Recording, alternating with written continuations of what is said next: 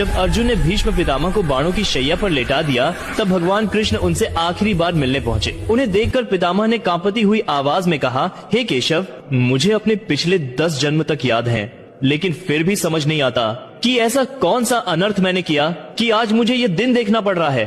पिछले 10 जन्मों में मैंने कोई पाप नहीं किया, तो फिर ये बाणों की सैया क्यों?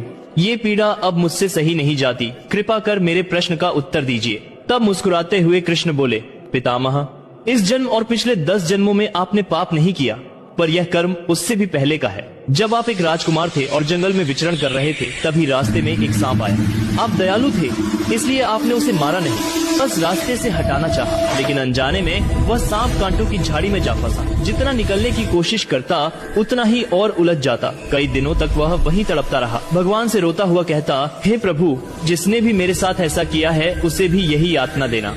लेकिन उसके बाद के 10 जन्मों में आपने कोई ऐसा पाप नहीं किया जिससे उसका फल आपको मिले।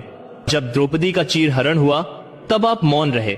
आपकी शक्ति, आपकी उम्र, आपका धर्म सब कुछ होते हुए भी आपने अन्याय को रोकने का प्रयास नहीं किया। उसी क्षण आप उस पाप के सहभागी बन गए, और इसीलिए आज जैसे वह सांप कांटों में फंसा था, वैसे ही आप इन बाणों की शैया में बंधे पड़े हैं। याद रखिए, कर्म कभी व्यर्थ नहीं जाता, चाहे इस जन्म में चाहे अगले जन्म में उसका फल अवश्य मिलता है। जो भी भगवान कृष्ण